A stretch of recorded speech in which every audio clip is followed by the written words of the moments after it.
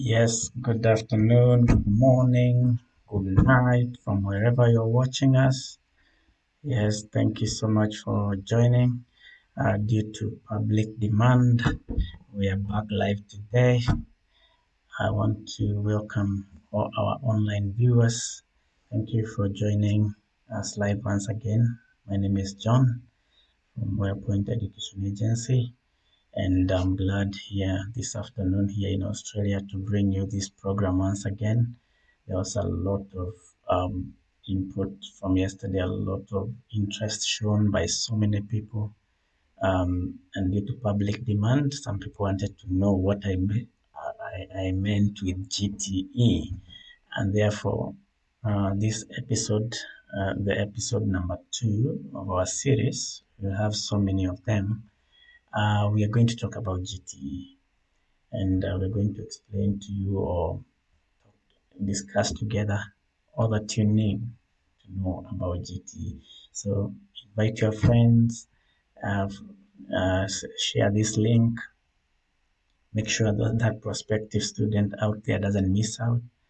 All of us here at Wellpoint Education Agency want to make sure that we provide all the necessary information to our students and our prospective students, so those in Australia, those who have already applied, those who are waiting for visa requirement. We are looking forward to providing all the information that you may need. And kindly share this with your friends so that they can also watch and they can also get some help. And feel free to ask any question. We are live on Wellpoint Education Agency Facebook page. We are live on Diaspora TV Australia on my and also on my personal page, John Kamau. Do not forget to follow us. Do not forget to like, to leave a comment, so that we can be able to help as many students as we can. It's our joy when we help as many students as possible. So therefore, please share this link with your friends um, so that they can also get help. Um, right now, we want to just discuss discussion, and therefore, if you're out there, you have a question, feel free to ask. But we are going to be discussing mostly about these requirements and understand the GTE. Maybe perhaps you know what GTE is. Can let us know if you know what GTE is. But we're gonna talk about the student visa. Yesterday we went through what is a student visa. This is a visa for people who want to study abroad, and therefore today we are just continuing on the same. So yesterday we did an intro, and today we are going to delve deeper into one of the issues that we talked about yesterday that people are so much interested, which was the GTE requirement. And therefore, today we are just going to discuss about GTE, uh, and mostly it's just about the requirement. We're not gonna delve deeper. We'll go to each requirement step by step. But today we want to understand what is GTE.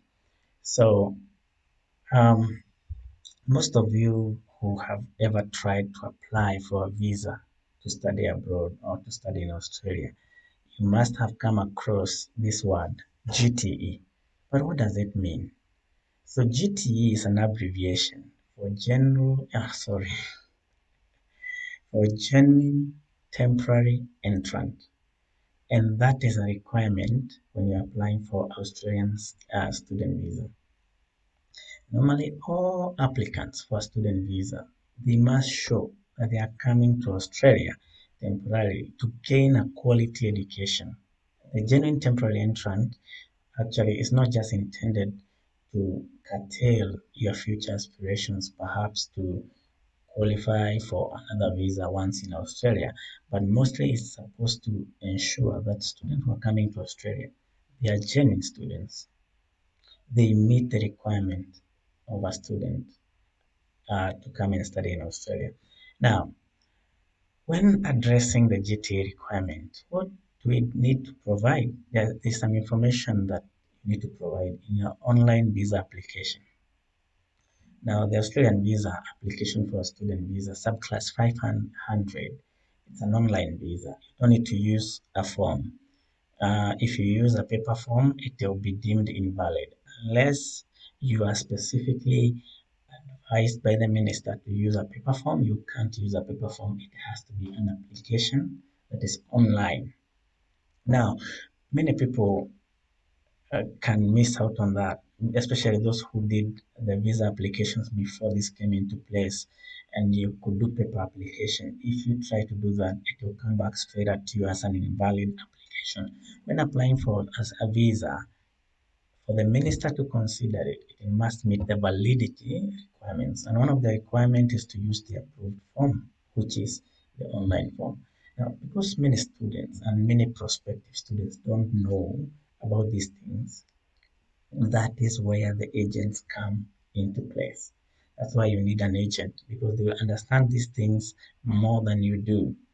And even the form that you need to use or how to fill the form is also an art. It's not just anyone can just fill that form. You try it and you tell me. You may find yourself feeling and getting discouraged by the questions, not able to answer the way you're supposed to answer the form. So therefore, I would encourage you to use an agent. Do not try applying on your own, especially in this age of GTE, because the agent will understand what exactly the visa officer is looking for. We're talking about the GTE, and there's evidence that you need to provide and to include in your application. And we give you information that is just available in public domain, but because many people are unable to find this information, that's why we come in agents and we help you. So you need to provide evidence of information about your previous study. Mostly people who are coming to study at a level of college or university, you need to show academic transcripts of your, especially your year, the equivalent to Australia is year 12. So you need to show the academic transcripts showing that you have qualified, you have finished your year 12 equivalent. For example, in Kenya, year 12 equivalent is the KCSE. And if you have college diploma or certification, you need to include it as well. Now, you need to have the name of the education provider, the length of the study that you did. You need to have certificates of attainment. Yeah, it will be considered based on the evidence that you provide. Now, if there is by any reason you have any gap in your education, for example, you finished your high school in like 5 years ago, and in between there's some gap, like the year 2020 we had COVID, and most people were unable to do anything between the year 2020 and 2021. So if you're having such a gap, there must be a reasons or reasons why there is a gap in your studies, and including where you did not maintain enrollment. Because if you stayed out, you never did any work or anything, then why you did not stay in school, or you are in high school and you are 1 year out, maybe 2020, the whole of the year you stayed home because of coronavirus, you need to explain why there was no enrollment, not maintain enrollment. Now, you need also to have maybe certificate of attainment. Now, the other thing you need to provide is your current employment. If you're employed, if you're straight from high school, this doesn't apply to you. But for people who finished high school and maybe went into do something out there, you did a diploma, you went to uni, then you started working. So you need to have your current employer and you need to have the company address. And one thing to note, Australia does not recognize PO box. So if you are providing evidence about employment, you will need to have evidence or to have information about where this company is situated. And like if, for example, you go to Nairobi, you will say perhaps a company is on Moi Avenue and it's which building, maybe INM or whichever, and which floor and number. And if you can't provide that, sometimes you may even put a Google pin. Now, you need to show the period of employment. You need also to show the details of your position and the details of someone who can confirm the circumstances of employment. Now, I'd like to state here, very important to make sure you're providing genuine information, genuine employment, because this is a part that they must check it out. So if you are part of your genuine temporary entrance is to confirm that whatever information you're providing is verifiable. So they will ring the employer. Australia has an embassy in most countries like Kenya. So they will use send maybe someone to go and check it out whether it verifies. So do not provide information that can't be verified about your employment, about your school, because you will get something they call the natural justice. So do not wait for that. Do not wait to be caught out on bogus documents, because if you're caught out on bogus documents, even you lose even your school fees. Yes, that's right. So make sure you watch out on that. So the other thing you need to do is you need ties to your home country or country of residence. So you will need evidence of financial, family, social ties. Those are some of the things that will prove that you have ties to your home country. You need to show that you have significant incentives to return home. If you don't show that, then they will not accept the implied intention that you are coming to study in Australia as a genuine student. So evidence of financial can be like your parents' employment, it can be documents to show like there's money streaming in into your father's or parents' bank account, it can be title deeds, it can be ownership of properties and holdings and stuff like that. So those are some of the things that can help you to meet these requirements. Now, the other thing is economic situation in your home country of residence. Now you need to show documents showing employment or business activities for 12 months before lodging an application. And you also need to show potential employment offers, including salary and other benefits after course completion. So this is a huge incentive. Once you apply and you show such an incentive, it shows that you have good economic circumstances for you to return home. This is part of this GTE thing. So some other things you can provide is your income tax return or bank statements. This can be yours, can be for parents, but the employment part of employment that needs to come from you. If you're coming here to Australia to study, you start searching for potential employers for the course that you're coming to do. For example, you're coming to do something like engineering or something to do with medical, you're coming to do to work as a nurse. You can go to local hospitals and show them that you're going to Australia to study as a nurse and request whether they can offer you some employment. So this is what we're calling economic situation in your home country of residence. So make sure this is shown in your GTE. Now, that is about also, it's also same as that other point of employment in a third country. So you need to show that there's potential employment offers, including salary and other benefits after course completion. You can also show adverts of job advertisements of jobs and openings and stuff like that.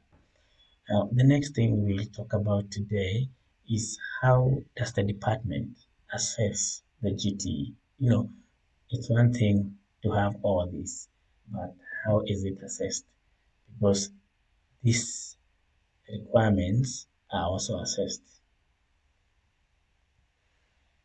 Now, the department will assess the GTE based on the information that you have provided. That's one thing you need to know. The information you provide is the same information that they will use to assess your GTE. And the GTE requirement, it is used to make sure that the student visa program is assessed as intended. The student visa program is not a way for international students to maintain ongoing residency. It's just not a way for you to just maintain residency in Australia. And a GT requirement helps identify applicants who are using the student visa via programs for motives other than gaining quality education. So those motives could be You come in here and you don't study, you get married. Yeah. Sometimes some people come in here, you apply for protection visa. Other people will come in here and yeah, seek work instead of studies. So those motives, that is what the GTE the requirement is intended for. It's intended to make sure it filters this kind of people who have ulterior motives, motives that are other than coming here to gain quality education. Now, what are these assessments that we're talking about? So we are talking about situations in your home country or residence. They'll check various things like why is it you don't want to study in your country? Yeah. What is the reason for not studying in your home country or region? Are there similar courses available? Like, for example, you're coming to do nursing. Is it not available in Kenya? How can you justify? What are your reasons for coming to study in Australia, yet this same course is being offered in Kenya? They'll look at ties to your home country, support your intention to return after your study is finished. Remember the documents we talked about you can include. So those documents are the ones they are going to assess, and that's how it's assessed. They're also going to look at the economic situation. There are people who are in the military. So if you're in the military, they will check your military service commitments. There's sometimes some countries with political and civil unrest. Those are other factors that will determine whether you are coming in as a genuine student or you're coming to seek asylum. So these are some of the things you need to consider when applying. How stable is the country? How stable? Are there political and civil unrest? So it might not be worthwhile to apply during a crisis, like when there's a strike, when there is a civil unrest, when there's war, because the intention, implied intention, will not be seen. Now, they'll also be looking at the potential situation in Australia. So some of these potential ties could include ties to Australia, like for example, you have family here, which means it presents a strong incentive for you to stay in Australia when you have family here. So these are some of the things that prospective students need to understand. Having family in Australia, you have to show that your implied intention is not to come and stay with your family in Australia. You have to show they may support you, but your intention is purely to come and study. They will look at the level of knowledge of the proposed course and education provider. So here they are looking at the research you are gonna do about the course you're coming to do and the course that you're coming to study and the college itself. So if you don't state this in your GTE or statement of purpose, they will not be able to understand whether you have done enough research for your course and your study. They will look at your previous study and compare with what you're coming to do. They will look at your planned living arrangements. How are you going to live? You need to explain your accommodation. Are you going to live in student accommodation? Are you going to live in a rented house, shared accommodation? So you have to explain what are your living arrangements in Australia. They're going to look at your financial stability. So financial documents you present, like who is sponsoring you. Students will normally have their parents sponsoring them or their spouse. They usually have higher chances because it shows they are financially stable. The family has money. But if you're being sponsored by another person other than parent or spouse, that you're opening another loophole for the case officer when assessing your file to see to look at your application in different lenses. But if you're being sponsored by family or who is a parent or spouse, it represents a stronger and financially stable application. So these are some of the things you need to consider. Feel free to ask questions at any time, and then we'll be able to answer them. We are watching, we are monitoring our viewers, and we like to keep the interest of our viewers at bay. Now, the other thing about the way it's assessed is the value of the cost to your future. Now, what the department will consider is if the cost is consistent with your current level of education. So, for example, you've done civil engineering in your home country and you want to come and do community services. How are you going to justify the sudden change? of your course. So how consistent are you? What is the implied career path? You're switching from this to this. So these are some of the things you need to consider. And they're also going to check if the course is relevant to past or proposed future employment in your home country or in a third country. So if you come to do a course in Australia and the course doesn't have enough incentive for you to get a job in your home country, you are risking the application. So they also look at the expected salary and other benefits in your home country or third party obtain with their qualifications from the proposed course of study. So if you're studying nursing and nurses in Kenya are earning maybe 50,000 and nurses in Australia earning maybe 100,000. So they look at the balance of probabilities. Where are you likely to stay, in Australia or in Kenya? You are likely to seek employment in Australia. So you have to explain and bring it out that this course will add value to your life. Now, you also look at your immigration history and you look at your previous visa applications to Australia and other countries, like they do share information with countries that are developed, like America, like Canada, UK. So if you have had a refusal, they will look at such things, visa refusals and cancellations. These are things that will be assessed during your application. So, and if you're applying as a minor, then there are other things that will be checked as well. So it's good and it's very important for you coming to Australia to make sure that you check that you meet the genuine temporary entrant criteria. So we're going to be discussing this a lot more and in depth, but I'm gonna bring it in snippets like we did today. But if you have any questions, feel to write in the comment section. We will be answering you. We'll be coming back to you. You can feel free to send your inquiries to the number on your screen. So my number is on your screen, the Australian number there. And you can also do an email to info@wellpointeducation.com and you can visit our website for more information. Otherwise, thank you so much for watching and have yourself a lovely evening or morning or night. Bye bye.